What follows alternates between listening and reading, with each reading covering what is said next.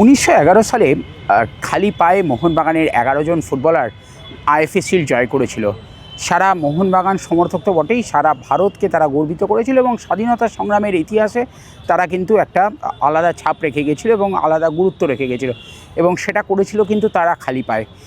এবার সেই মোহনবাগানের খেলোয়াড়রাই নাকি চোট পাওয়ার ভয় জাতীয় দল থেকে ফেরত চলে আসছে। জাতীয় দলের শিবিরে যোগ দিয়েও তারা কিন্তু শেষ পর্যন্ত ইউনিটি কাপ, যেটা ফিফা স্বীকৃতি পেয়েছে, সেখানে তারা অংশগ্রহণ করছে না। এটা হতে পারে ফুটবলারদের বিষয়, হতে পারে এখন কর্পোরেট মোড অন হয়েছে, তাই জন্য ম্যানেজমেন্ট, যারা যে কর্পোরেট সংস্থা চালাচ্ছে সেই ম্যানেজমেন্টের সিদ্ধান্ত, হতে পারে এজেন্টরা, যেটা একটা এখন ফুটবলে একটা অত্যন্ত গুরুত্বপূর্ণ বিষয়, সেই এজেন্টদের বিষয়। কিন্তু আলটিমেটলি নামটা জড়িয়ে থাকবে মোহনবাগানের মতন একটা ঐতিহ্যশালী ক্লাবের, যারা ভারতের স্বাধীনতা সংগ্রামে একটা গুরুত্বপূর্ণ ভূমিকা রেখেছে।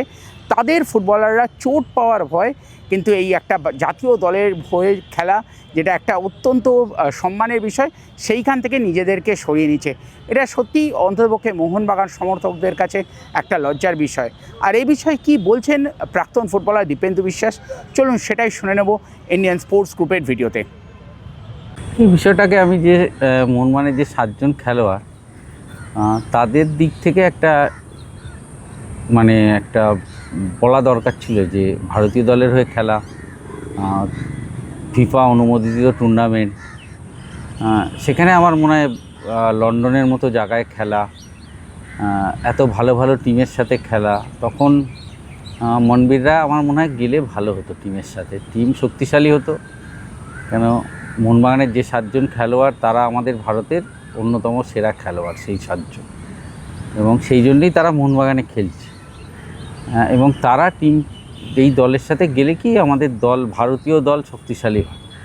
ধরো ক্লাব ফুটবল খেললেও আমাদের সব খেলোয়াড়দের একটা স্বপ্ন থাকে যে আমরা জাতীয় দলে জার্সির হয়ে খেলবো, ভালো খেলবো।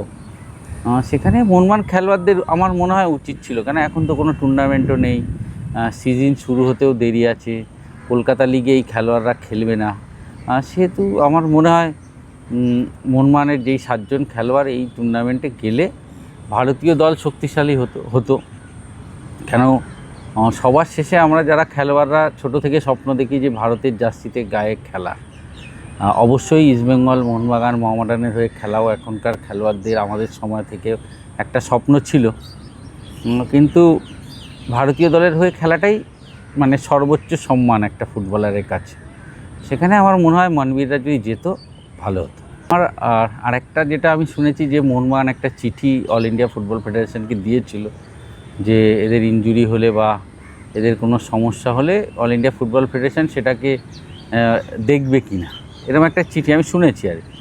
তাহলে সেই চিঠি যদি দেওয়া থাকে, অল ইন্ডিয়া ফুটবল ফেডারেশনও কোনো ইগো না করে চিঠির উত্তরটা দেওয়া উচিত ছিল, কেন মোহনবাগান ভারতবর্ষের একটা অন্যতম ঐতিহ্যবাহী ক্লাব, ভারতের অন্যতম সেরা একটা ক্লাব, এবং যার সাথে ভারতবর্ষের ফুটবলের ইতিহাস জড়িয়ে আছে মোহনবাগান, ইস্টবেঙ্গল, মোহামেডান। সেহেতু আমার মনে হয় এএফএফও যদি চিঠির উত্তরটা দিত, এবং আমার মনে হয় এজেন্ট বা ক্লাবের থেকেও খেলোয়াড়দের একটু উদ্যোগ নিলে, খেলোয়াড়রা যদি বলতো আমরা যাব, তাহলে মনে হয় না কেউ আটকাতো। খেলোয়াড়দেরও উচিত ছিল, দেখো এখন তো মোহনবাগান ইস্টবেঙ্গলে ধরো সাহাল তো সব ম্যাচ ফার্স্ট 11-এ খেলেনি বা 90 মিনিট করে খেলেনি।